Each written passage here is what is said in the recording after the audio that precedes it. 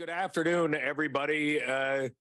Bienvenue à toutes et à tous. Ce sujet aujourd'hui, c'est un sujet très proche de ma cœur. Alors, je suis ravi d'être ici pour discuter avec vous. This is a topic, as I said, that is very close to my heart. So when they asked me on day three to do this, I leapt at the opportunity to be part of this because it is that important.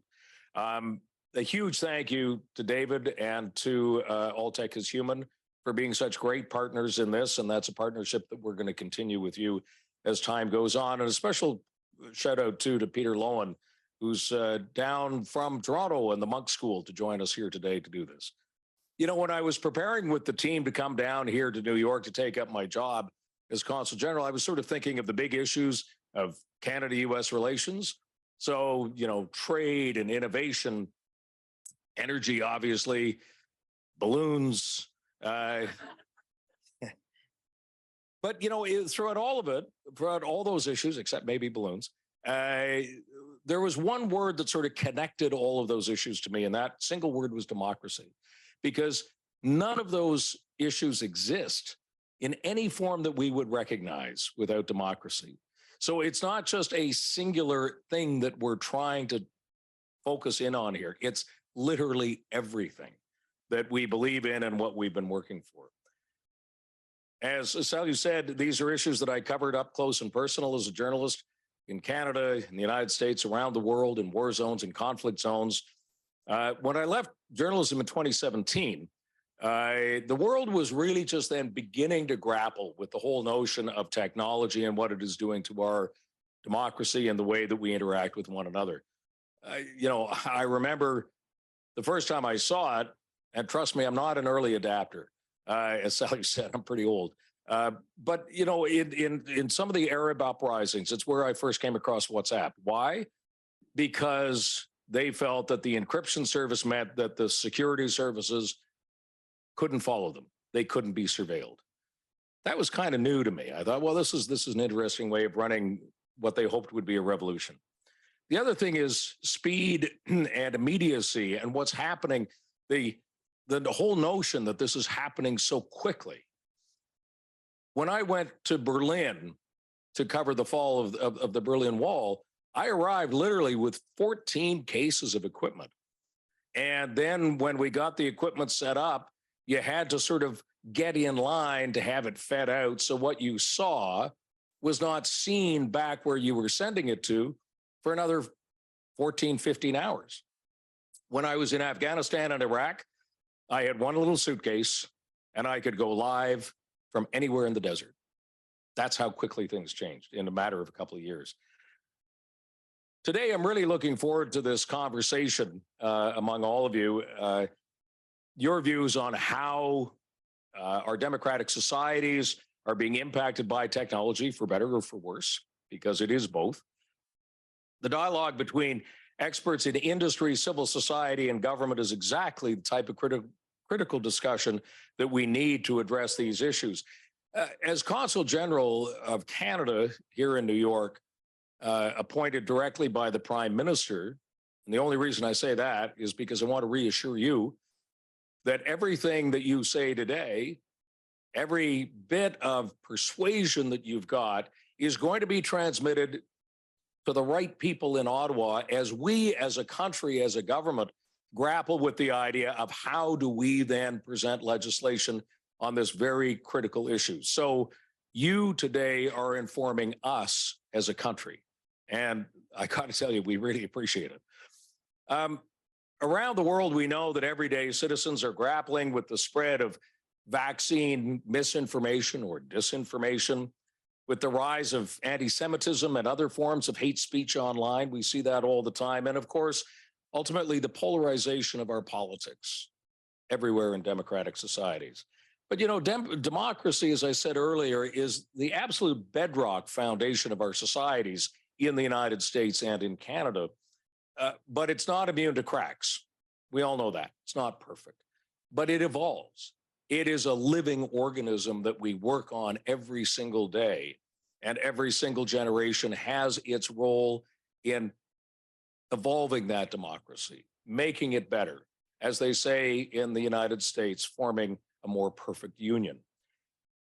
The stability of our democratic systems has been undermined, however, by digital authoritarianism, misinformation, and of course, by polarization. Together, we must address the most complex issues and questions of our time. This is our moment to deal with this. What does accountability look like in the face of these new threats to democracy? Look, industry can't solve these problems by themselves. And quite frankly, we shouldn't ask them to, nor should we expect them to. But governments can't solve these issues by themselves either, because policymakers simply don't have all the right answers to lead us to where we need to go. But it is possible that all of you being engaged here in the room and online, in the worlds that you come from, with the backgrounds that you have, you might just have the answers that we're looking for. And that's why we're so delighted that you're here.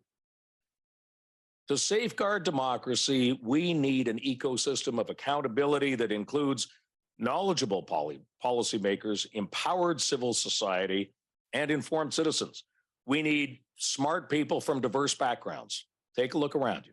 This is exactly what we've got. Smart people from diverse backgrounds to address these threats together. Today, I'm really looking forward to hearing our panelists and address some of the most pressing questions of our time that we face. Here are the questions that intrigue me. What role should democratic governments play in regulating speech online? That's a tough one. How can we ensure that emerging technologies are aligned with the public interest and, in fact, serve the public interest? How do we preserve democracy in the face of rising digital oppression? Those are the big questions. Now, as we work together, these alliances that we're forming won't always be easy. There's going to be tensions between the levels that I've just talked about. That's normal. That's to be expected. We're going to have to navigate that. But navigating that is at the very core of our democratic beliefs and systems. That's how we come to conclusions. I'm not afraid by tensions or by conflict, as long as we're all headed the right way. Tensions between safeguarding free speech and protecting our most vulnerable, for example, from hate speech. But we must take action, and we must take action now. We have no time to lose. As we all know, and I'm telling you stuff that you know better than I do, that if you look around what's happening, the threat is real, the threat is happening now, and solutions are demanded right now. As Consul General in New York for Canada, I can tell you that Canada is committed as a government and as a country to being a partner to civil society, to industry, and to the United States as we address these challenges at home and, in fact, around the world in all democratic countries. At home, the government of Canada launched a Protecting Democracy plan in 2019 to help safeguard our elections. It aimed at enhancing citizen resilience against disinformation, building partnerships to foster a healthy information ecosystem, and working with social media companies to establish a common understanding of their responsibilities in the online space. We're working with communities and companies at home to better understand the collective threats that we face and to develop new tools to respond. Last year, the government of Canada, through the Canadian Trade Commissioner Service, revamped its responsible business conduct strategy to encourage Canadian tech companies to increase sustainability and to uphold human rights. Now, the argument behind these strategies is pretty simple. Adopting responsible business practices not only helps Canadian companies make the world a better place, have a positive impact, do the right thing, but look, it also helps their global competitiveness, their innovation, and ultimately their bottom line. This is not just a do-gooder thing. This is something that can exist within the economic ecosystem that we have.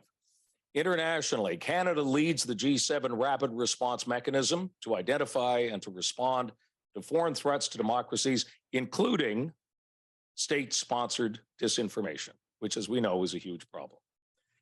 Canada is very, very proud to be a founding member of the Freedom Online Coalition, the only multilateral group dedicated to defending human rights and democracy online.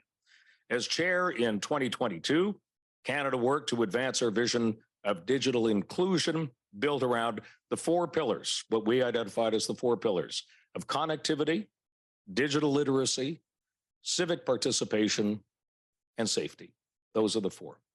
Now, as we pass the chair to the United States and look to the year ahead, I am very excited to learn more from our fireside chats and about how we can take collective action to ensure that the internet remains global, open, and interoperable. I just want to wrap up by reflecting on some remarks made by our Deputy Prime Minister, Chrystia Freeland, in Washington, D.C. at Brookings last year, speaking about the next era of the international system. She called for a world where liberal democracies cannot just survive, but in fact thrive. A world where we extend a hand to people everywhere who are doing the hard work of building their own democracies, creating their own democracies. The conversations that we're having in this forum today are an important part of that work. They will help guide us as we fortify and strengthen our democracies for the next international era. I'm really looking forward to this day of incredibly rich discussion and debate as we tackle these complex issues about tech and democracy together. Thank you again to Alltech for being a fantastic partner in all of this. Thank you all, both in the room and online, for joining us. I'm going to be fascinated to see what the next couple of hours bring. On behalf of the Canadian government, thank you very much. All right, I'm going to get in the center here. Let's change it up a little bit. But Council General Clark, thank you, and Salyu, thank you. Canada's been a fabulous partner for us at Alltech is Human. So by way of intro, I'm David Ryan Polgar with the nonprofit Alltech is Human. We're based here in Manhattan.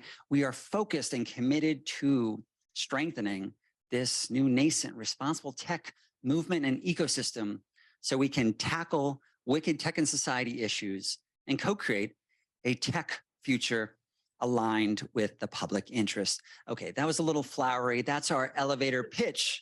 So let's drop that and get real for a minute, right? So last May, we held an event here at the consulate.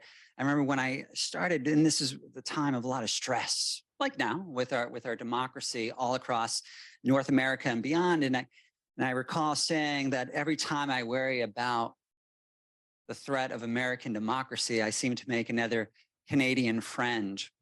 And and while that is a joke, there's also a kernel of truth behind that, right? Because one of the things I always thought about with Alltech is Human, started the organization in 2018, and I remember just being blown away by the fact that this was a scrappy organization when it started, just put out a LinkedIn message. And then to have people flying in from Sweden, all across Europe and across Canada and beyond, and said, well, what's their motivation?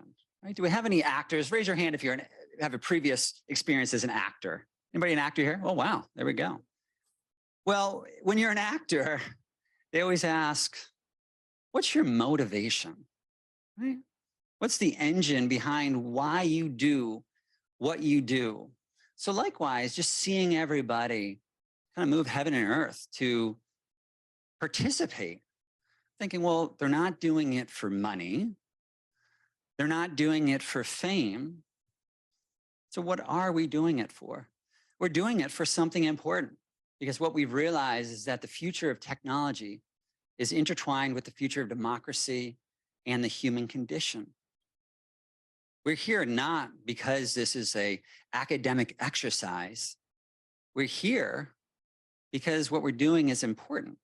And we also realize, as Council General Clark mentioned, that this is a pivotal moment.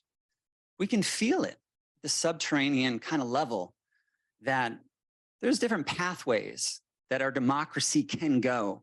And as we've seen in countries across the globe, with authoritarianism on the rise, which seems to coincide with the adoption of our digital technologies, and we wonder, how can we change this? Unfortunately, technology does not work like a Ron Popeil infomercial where you can set it and forget it. Democracy is something that is protected in our future with technology, given that it's intertwined with democracy and the human condition, requires what we have in this room. It requires a diverse range of backgrounds, lived experiences, and disciplines to come together, to share ideas. It's one of the things that I've always kind of centered as my North Star, if you will, is that we don't lack for ideas. What we honestly lack for is a multi-stakeholder, multidisciplinary, global, hyper-connected network that actually sources these ideas and sends them to Ottawa, right? And that sends them to all these different stakeholder groups. What usually happens, I know every time I talk to an academic, they're learned, but they tend not to be heavily promotional, which presents an issue where you have knowledge that doesn't get to the lever of power. What we're really doing, drop all the shroud, is what we're really doing is we are rapidly distributing power and ideas across this hyper-connected network. Because frankly, we have 21st century problems, but 20th century models of how we deal with this, and that's falling apart right now. Because the speed of innovation is rapidly exceeding the speed or slowness of our tech consideration. So what we're trying to do today is we're trying to come together to promote knowledge sharing collaboration so we can lower that delta between the two. The gulf between the speed of innovation and the slowness of consideration is what leads to a reactionary stance. How do we become proactive with tech policy? How do we take what everyone is doing in this room, what everyone is doing on the live stream or later on with the video? We're sitting on intelligence, but we're not building on that intelligence. How do we stand on the shoulders of giants, if you will? How do we come together in a manner that informs? However, as we know, this isn't easy. One of the reasons why this is a wicked problem is because similar to civic engagement, similar to democracy, we have different backgrounds. We have different values. We have different desired tech futures. But oftentimes, what I've seen in my own experience, I've been in this space for over a decade. And one of the things that I saw early on is that I got invited to a lot of fancy dinners and working groups. And I said, well, this is great. I love being taken out to dinner. I love being paid to speak. And this is wonderful. This is fun. Feeds the ego, feeds, income. But what it doesn't feed is a sense of purpose and solution. Because oftentimes what I've noticed is people in insulated spaces have levers of power, but oftentimes don't have access to a diverse range of ideas.